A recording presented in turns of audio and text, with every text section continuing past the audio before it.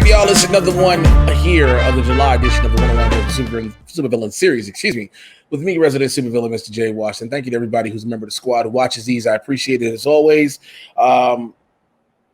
These conversations, as always, are just incredible. It sounds like a broken record saying it, but it's the truth, and I will continually reiterate it, and I'm excited to see what this one holds. So let's get right into it with the man, Mr. Jim Payne. What's going on, sir? How's it going, Jay? Good. It's so nice to talk to you in the daytime hours, if you will. Yeah, that's a little different.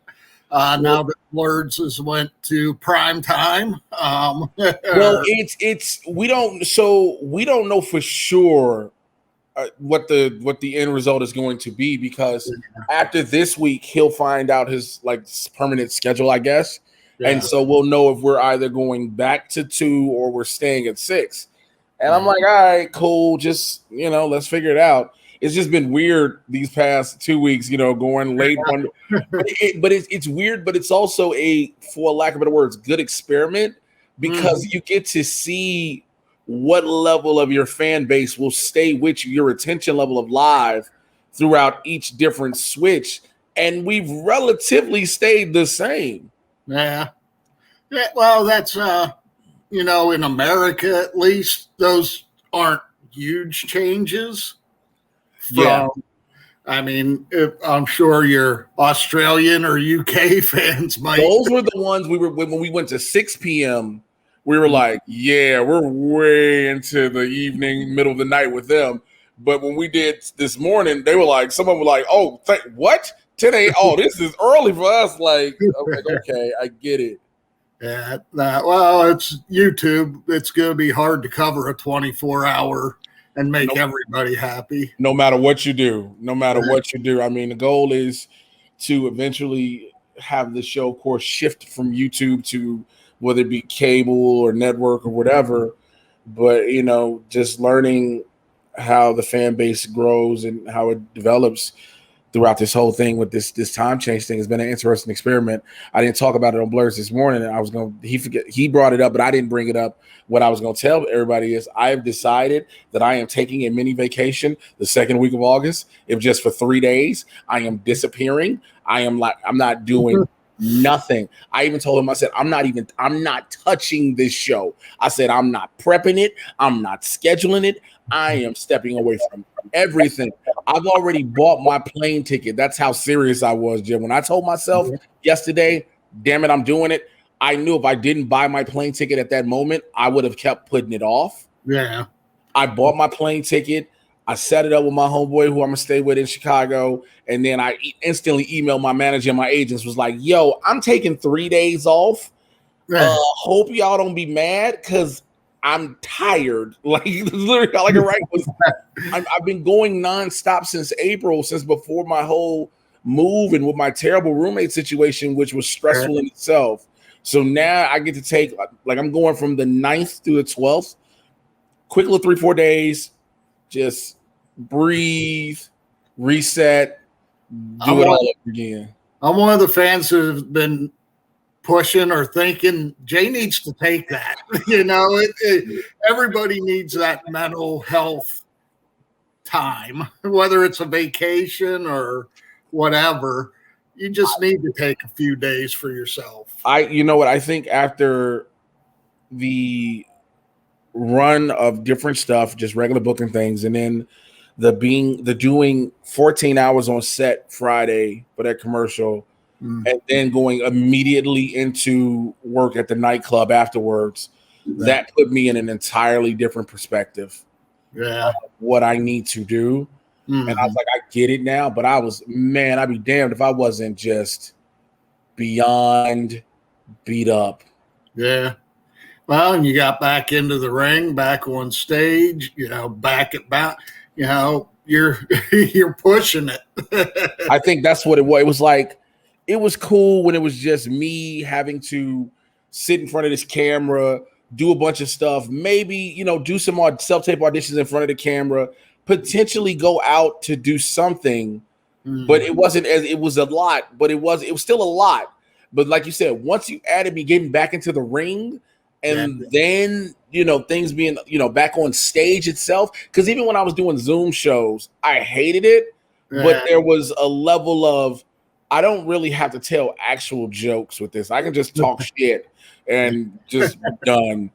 But now being back on stage, having to have that actual level of energy, having to go out now because with stuff being open, you have to show face. People have to see you're here. It's Los Angeles. You can get easily lost in the shuffle if you're not being seen and making noise. And so I am definitely at the point now. I've listened all of you all who have consistently said, if you don't go sit down somewhere, everyone, you win, you get it, you win. And you know what? I can't wait till it comes fast enough, to be quite honest with you. Well, and I think that's, you see it with people that, especially in entertainment. Now I know other things, but the people that die young are pushing, whether it's wrestling, music, or acting, they never back off. They're always pushing, and that's where you don't get rest. You start breaking down, and then other things happen, and you try to keep going with other things too, in some cases. And that's where these people will end up in trouble, whether it's, Chris Farley, Eddie Guerrero, you're using drugs to supplement, to be awake and deal with everything. We hearing about all the painkillers. We heard about all the painkillers that people were taking consistently. Like Kurt Angle been recently open, was like, yo, I was in bad shape. When he says, when he told everybody, look, I was popping pain pills and everything just to go through a basic day. Mm-hmm. Well, and then like Chris Farley, just to keep going, from movie to stand up to whatever else he was doing, keep taking stuff to keep himself going, not for pain, but to yeah, because that people think that it's a weird thing for those outside of entertainment who think that when you're filming commercials, TV shows, or movies, all you're doing is just reading lines and being a character. Okay, that's a small part of it. It's the time that is involved when you're sitting around waiting, doing nothing. People know who do that in regular life. When you sit around waiting, doing nothing, it drains you. Yeah. So you have that, and then you have that extended. And then if you got people like you said with Chris Farley, many actors that are comedians, they're going from sets if they can, if they're in the town, to immediately do shows. Yeah. Yeah, no, that's that's a weird way to get onto the topic, but take a vacation. You need it. I like I said, I'm leaving on Monday, coming back on Thursday. I'm going to use those 2.5 days to just really just decompress, not worry about having to have something done, having to be on air or anything like that, just to allow myself just to know what a break is feeling like. My body might be like, yo, what are you doing? Because it doesn't understand. But I'm I'll take a mid nap. I'm at that point where, people say it ain't nothing wrong with it. I take a midday nap to try to get more energy for the rest of the day, but I have to force myself up, because if I don't, my body is like, it's about time you lay down at 4 p.m. call it a day. Like, that's how my body is trying to do me. And I'm like, no, this isn't where we're at right now. That's on entertainment side. What did you think about HBO canceling Lovecraft Country and then get an 18 Emmy nominations? Okay, I think we all were talking about, because that was like, did you think you did the? So from what I'm hearing is they used all of the Lovecraft material for the first season. Yeah, the original comic, the graphic novel they used. Right. So supposedly they ran through it all in the first season. So I guess HBO was like, what can you use? And Misha Green put out what she had the ideas for. I don't see that show being done. I'm hopeful.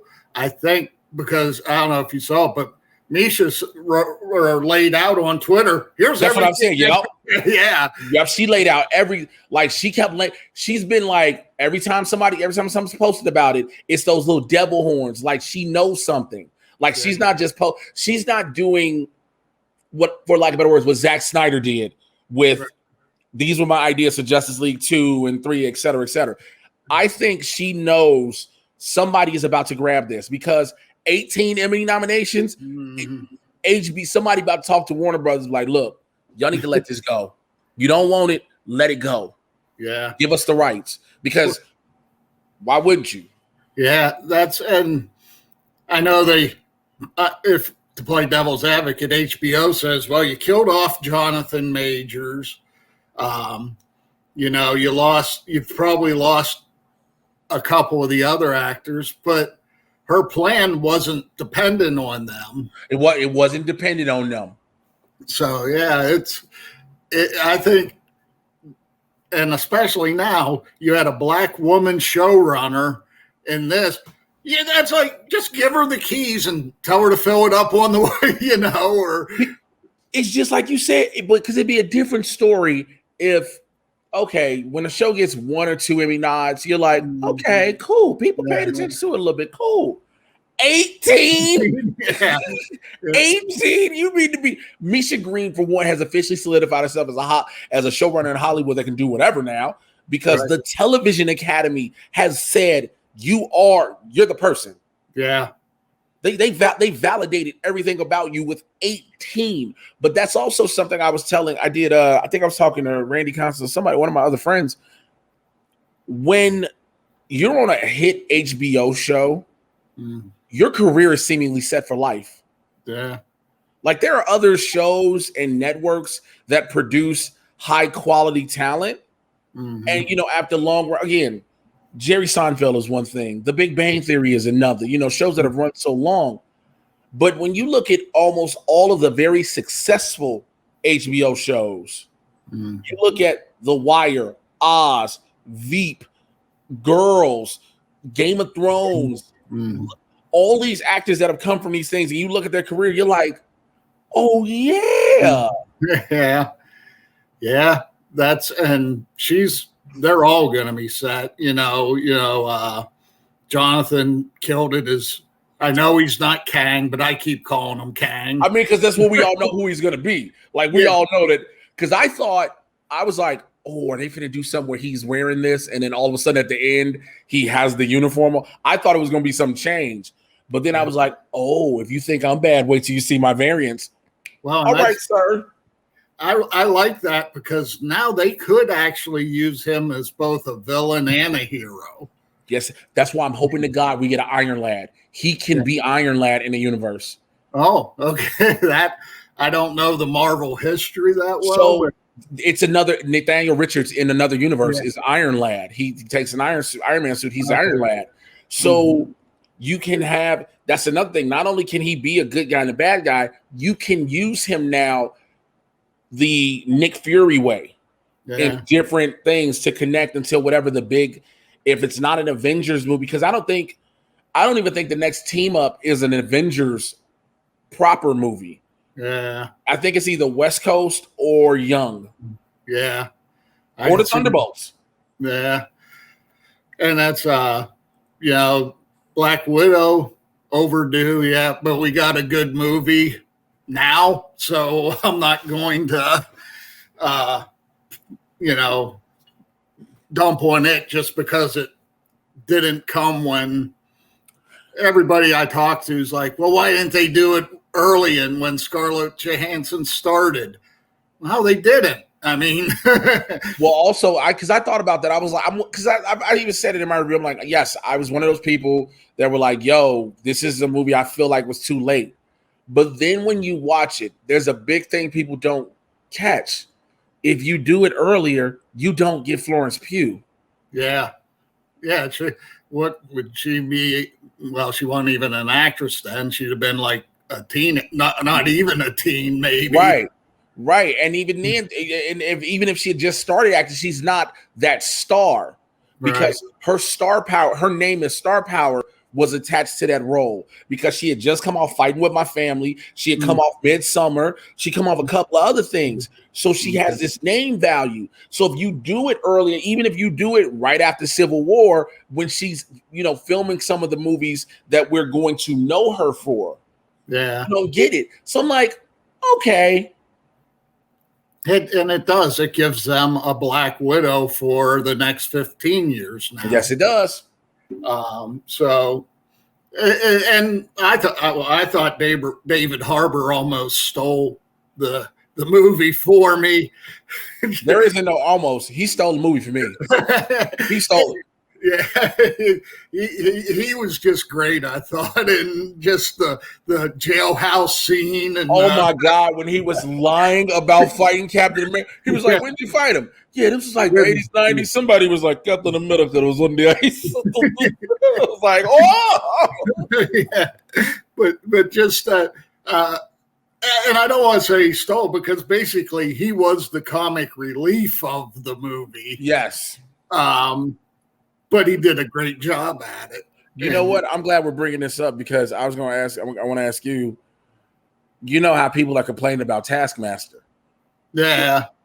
And maybe I want to hear your thought on it. Like, I don't think people get that every Marvel villain is not going to be a major level villain when it comes to these movies and TV shows. Like, some will have their origins and who they are retcon because there's no plans of going with them further. Yeah. I think part of it is people need to start to think sorry. No worries. People are starting to think of it as that it has to follow the books or whatever. You got to look at the MCU as a self-contained unit. Kind of like Batman Court of Owls, or the kill, how they're separated and they're their own graphic novel, and this is the story. Look at the MCU like that and just be happy that you're getting it, because I can remember when we didn't get great movies all the time. I was just going to say, we were getting superhero movies, but they were trash. Yeah. And again, they're trying to follow somewhat. People don't get that you can't translate page for page comic books to the screen, because I need a lot of people to go back and read some of these older comic books and read the dialogue. Yeah. It's like, no. No. But that's the same as Lovecraft Country. Yes, if you can complain about it because Lovecraft was a racist old white guy. Mm-hmm. But we just talked about how a Black woman took his creation, brought it to today, and made something great. I've heard you say it on Blur. Disney was a racist.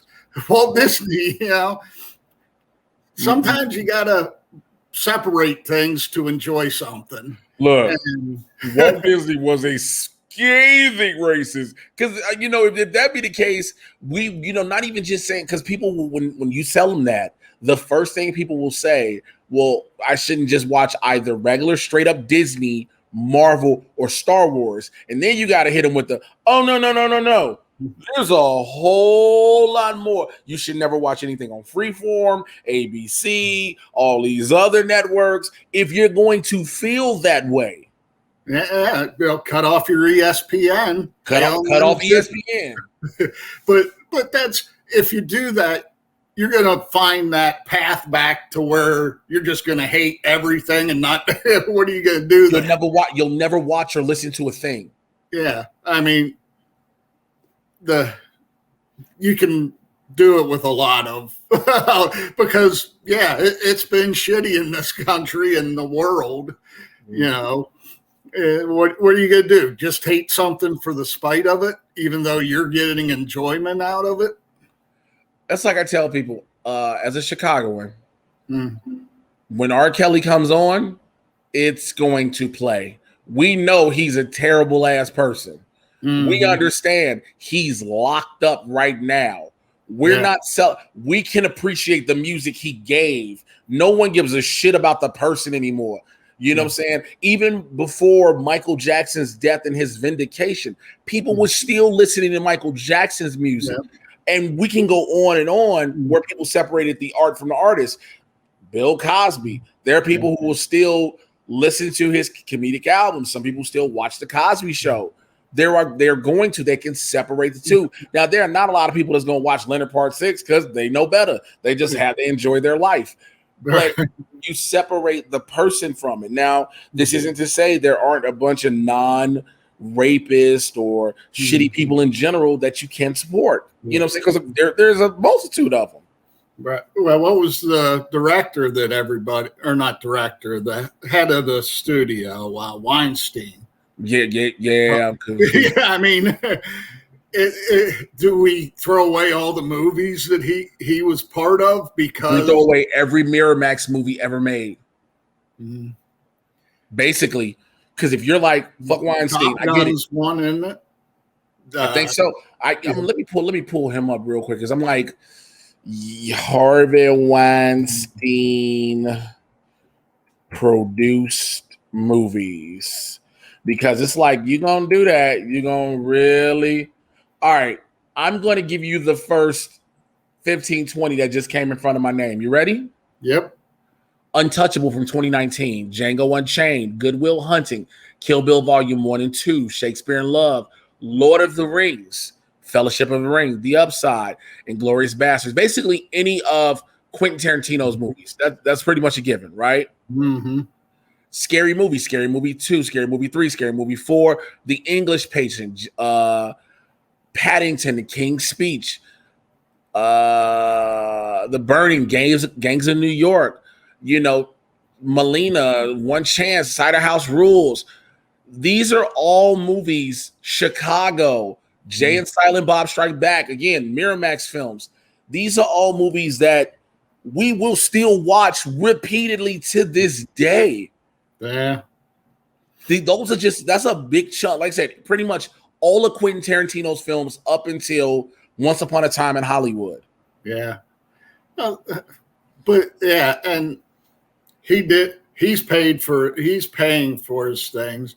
Why cut your nose off to spite your face, in a sense of, hey, I really like Lord of the Rings. I'm going to watch it if it's on, Mm-hmm. Lovecraft isn't making any money off of what Misha Green did. If you want to really think about it, he died broke of cancer at 47. He kind of paid for his sins, and karma came back and got him already. Yeah. So if you enjoy it, why would you freak out because a guy that's been dead almost 100 years was a racist? That doesn't. To me, it doesn't make sense. For me, I agree when I hear about the racist practices and the racist and sexist practices that have happened at ESPN. Yeah. Now that's the ESPN for them to deal with as a whole. It isn't. I wouldn't say that's completely indicative of Disney, because I watched them give Kenya Barris 6 shows that are pretty much the same thing, but of the evolution of Black families. You know what I'm saying? Right. I've watched them give that. I've watched them become a studio, relegated with comic book movies, and the head of that company tell you, I'm going to make sure we are way more inclusive going forward. Mm-hmm. And that's showing it. Yeah. You know what I'm saying? So it's like, you can't, I get it. Hell, even Star Wars. Now, granted, I will admit 100%, when they was like, we're going to have the first LGBTQ character in Star Wars, and it was just the 2 women who hugged and kissed, and you were like, wait, that was it? Well, and I read all the novels. They've had a bunch of LGBTQ characters in the novels. One of the main characters in the first Disney book trilogy, The Aftermath, was gay, and his husband was there, and so it's I understand that these things are important, but where do you put it in? Do you make Rey gay? Does it fit? Really, Star Wars, you didn't even really think about sex until Han and Leia. And you didn't need. That's the thing. I think with Star Wars is one of those things where we've allowed the vocal minority, if you will, to influence a lot, because you get a lot of these guys on YouTube and Twitter. Oh, they're just trying to make this woke and force diversity. It's a fucking space western. Right. I'm sorry, let me go one step further. It's a fucking political space western. Well, it's even more fantasy political space western. It's a fantasy political space western. Yeah. You know what I'm saying? So it's like, when you hear all those different things of what Star Wars is, and you see the way people call themselves snapping out when people are like, oh, they're trying to make Star Wars too political. They called the Senate. What more do you need? Like, that's in itself. One is called the Republic. What are you talking about? These things have been embedded in this creation, this IP's DNA from jump. What are you even talking about? Yeah. And I mean, I'm not completely on board, mostly with the movies. I've liked most of the TV shows, all of the books pretty much. It's just the movies. Having JJ, then Ryan, then JJ write them, I think was a big mistake. Yes, it was. They thought, oh, we're making 3 movies. No, you're making one story. Yeah. Whether you break it up into 3 or not, they all have to. And there was such a whiplash between, the first one, Last Jedi, and then Rise of Skywalker. Oh, the Force Awakens. Yeah, I came out of Force Awakens and I was really happy. I went into The Last Jedi and I walked right back into the theater. I saw it Thursday night at 8. I went right back in for an 11 o'clock showing because I didn't know how I felt about it. You were like, did I just see what I thought? Yeah, that's kind of like, what did I miss? I missed something there. And I know I felt that way. I was like, okay, so we're on a space casino. Benicio del Toro's here. Kids clearly with the Force, and then we go, and now we go back to the kid movie. What the fuck is that? Yeah. Who is the last? What are y'all talking about? Yeah, like I said, I think they would have been better off. I know the directors are supposed to be the visionaries, and it's there, but they would have been better off. All right, give one person writing duties for the 3 movies. And then bring in the directors to tell that story in their way, but to stay in the story. You got,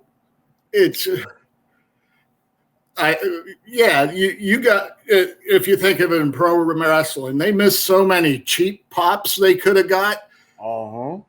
You show Luke, Leia, and Han on screen just for even a couple minutes together, the whole place goes nuts. Yeah.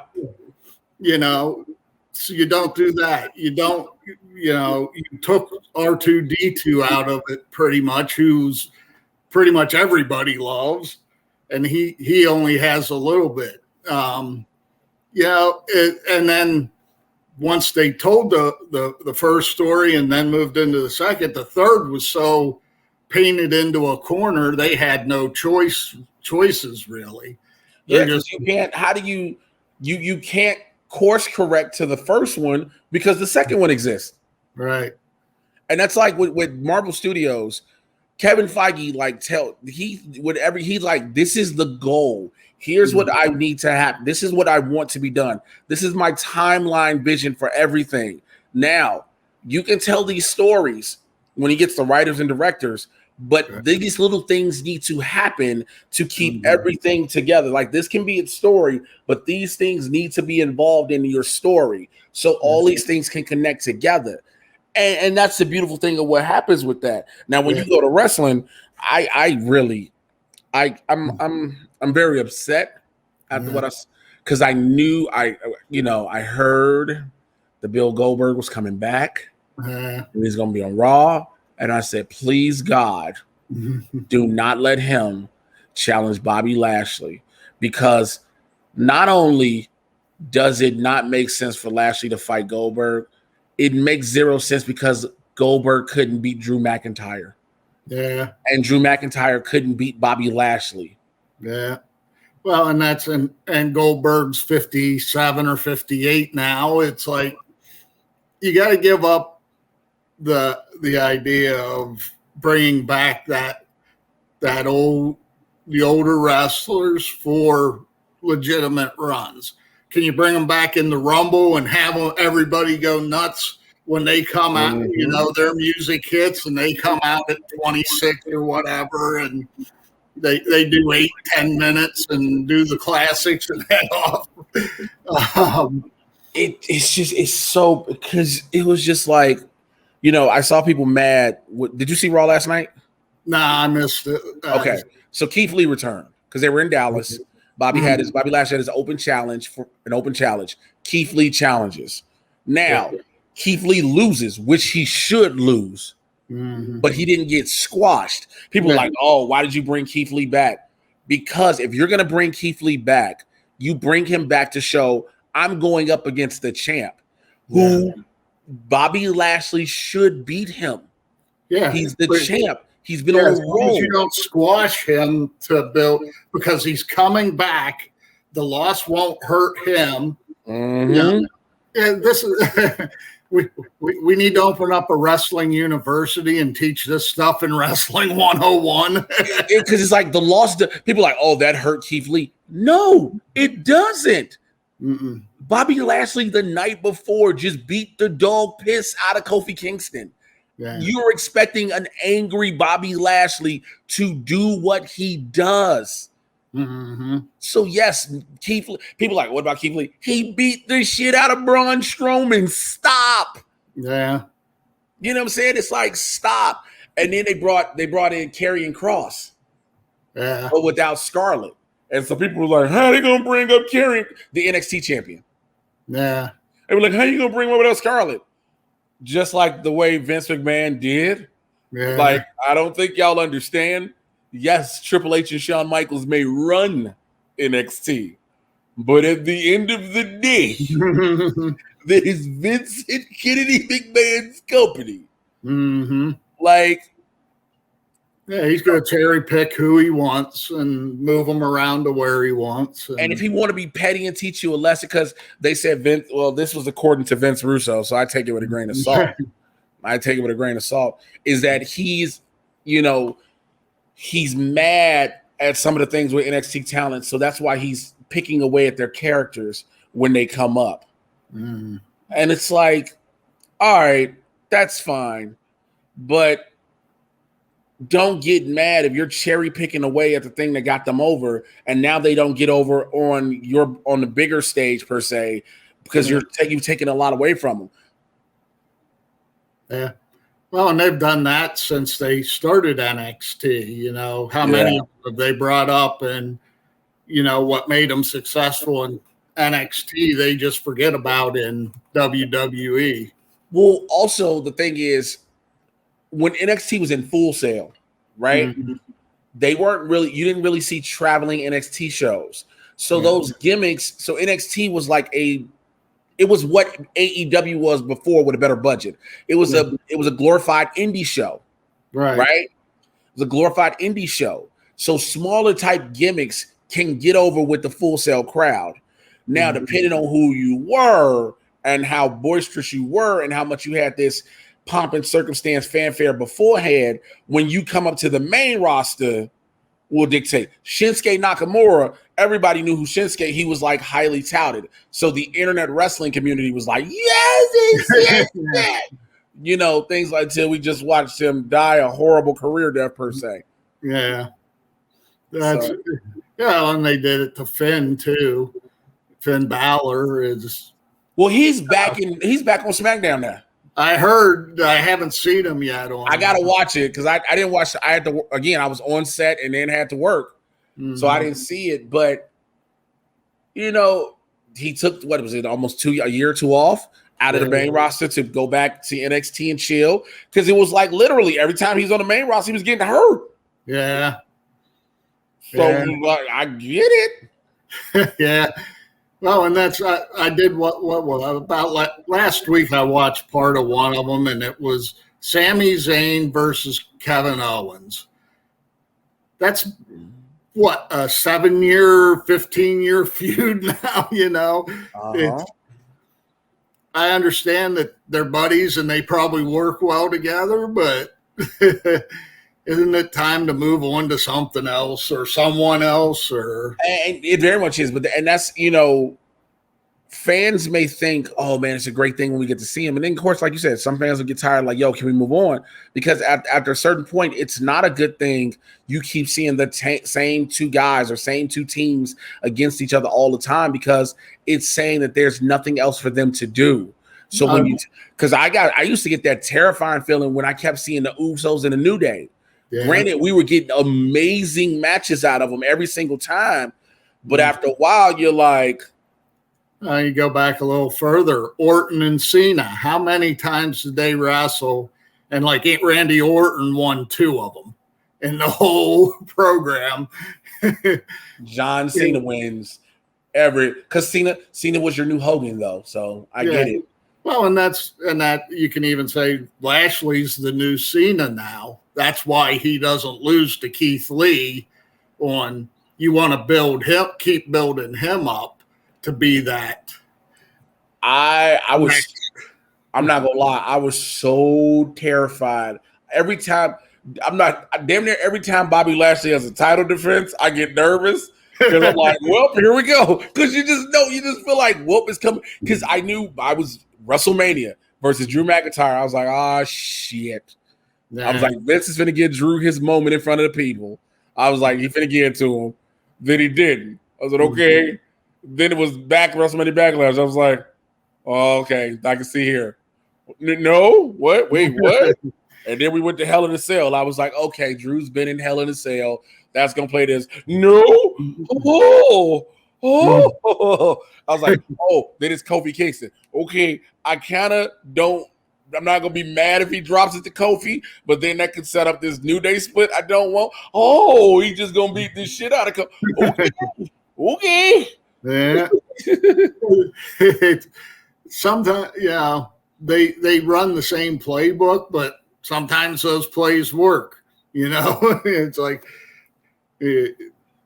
man, you get nervous though. You get nervous because you're like, the same playbook can turn around and be devastating. Yeah, well, with that, it's probably good that people are still nervous that they think Bobby will lose in one of those. I agree. That keeps the interest in it. Yes, and you can play that out longer, because right now I don't see anyone on their roster that's like coming up to. So it was supposed to be Lesnar at SummerSlam, not Goldberg. But supposedly Brock doesn't want to do it because he doesn't feel it's going to lead to anything long term. Yeah. Well, I don't want to see Cena or Lesnar or even Edge or Orton, come back. They've done it. Let someone else do it. Build that next person behind Bobby. You gave Drew a chance, and obviously they didn't think McIntyre could do it. So let Bobby run with it for a while until you get that next person. Well, Cena's back, by the way. Oh, is he? Yep, Cena returned. Cena returned at Money in the Bank at the very end. So here's why he's come back. Because of where SummerSlam is. Yeah. SummerSlam is in Allegiant Stadium. It's in a football stadium. It's not, if it was in a regular like basketball arena like they would do, you wouldn't need it. Yeah. But you need star power, and Cena Roman, especially this type of Roman Reigns, is a draw. You get the star of Fast 9 and the Suicide Squad. Yep. Versus the arguably one of the best heels in the company right now. But the Goldberg part is what I'm supposed to get it, but I don't. Yeah. His name isn't that much worth drawing power anymore. Nah. The only thing I could say is, unless they don't have faith in someone else on the roster right now to give them that pop, Goldberg will give them some, not much. It's not like they're bringing Stone Cold back, or even someone like Triple H that has a more following. You know what I mean? Because I don't think Goldberg has the ton of fans that some of these other guys do. Not, especially not after his past showings. Yeah. It'd be a different story if the matches he's had when they brought him back would be high quality matches that you can lay your hat on, that you can be like, okay, this is dope. Mm-hmm. But you watch that match with him and Taker in Saudi Arabia, which was abysmal. Mm-hmm. You watched the match he had with Drew McIntyre, which was terrible. Mm-hmm. Drew did the best he could to carry that. Anytime they bring him back, it's like, bro, it's just a payday for him. It's a payday for him. You're beginning to look Goldberg's beginning to look how we started to feel for Ric Flair after a while. Remember when you see Flair keep coming out, you're like, let's not do this. Yeah, and hoping that he doesn't die of a heart attack in the ring. In the ring. Yeah, that's. Hey, did you watch the All-Star game this year? The baseball? No, I didn't get a chance to. I haven't heard anyone talk about it, which is both in my mind a good thing and a bad thing. But the AL All-Stars were all 9 starters there were no whites. They were all minorities. One would like to say the game of baseball is evolving. I mean, this is one of my arguments. Baseball is, in my lifetime, has been the most diverse of all the major sports. You're always getting Japanese players. Japanese, Hispanic, African American, white. In football, it was, when I was a kid in the 70s, it was probably 60-40. White to black. No, really not. And you go through, you'd be hard-pressed, Anthony Munoz, Ron Rivera. There's only a handful of Hispanic NFL players in history. Mm-hmm. And maybe a kicker was Asian. That's Yeah, you're right. I mean, but you're right. It's just the way, baseball gets that bad rap, but they've been doing a lot. They've been, 150 or 250 players donated their salaries to the Players Alliance, which is the Black Players Alliance. Oh, wow. Robinson Day, that they just said, here's my donation, take my game check for today. But also, I mean, we're talking about baseball players who get the dumbest contracts. Yeah, there are those, but some of those guys, you get called up from the minors, you're making maybe 6 figures. Yeah. Yeah. So it is. I mean, it's probably the most out of whack sport from the bottom guys to the top.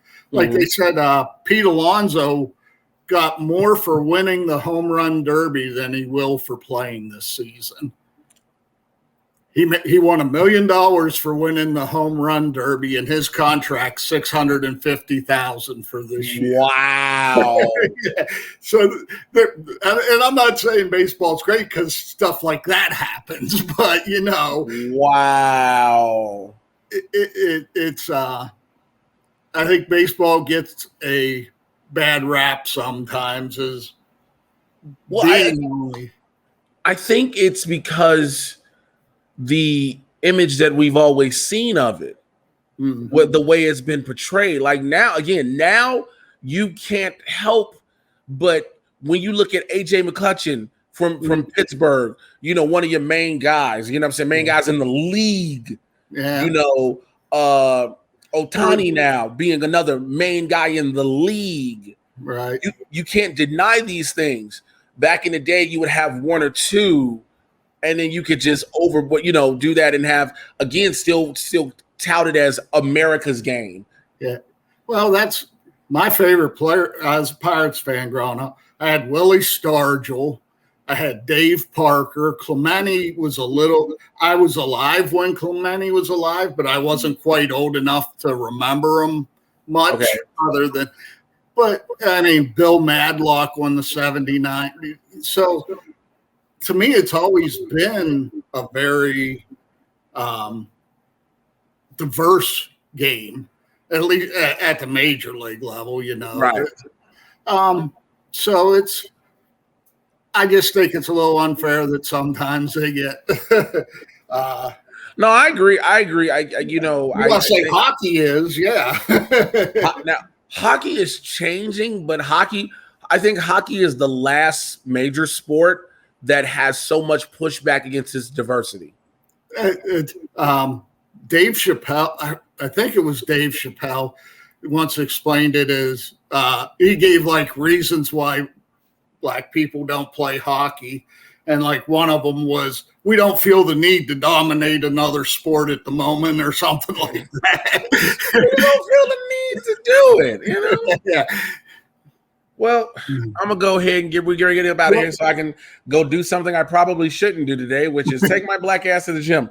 I'm gonna go run. Because I've past couple days I've just been on the treadmill, a little bit of weightlifting and just doing a lot of cardio. So I'm going to do all of that. But as always, I love having these conversations with you. For people who want to talk to you, sir, in the Discord, in the squad, and even catch you when you are catching the show live whenever we do it at the right time.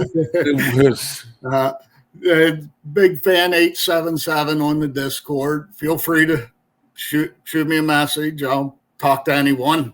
I like talking to people. He's a great guy to talk to. I definitely can tell you all that. And y'all already know how to find me. If you're here already, you should know all of those things. Listen, I'll holler at you guys next time. Don't go nowhere, Jim. Take care. I'm out. Bye.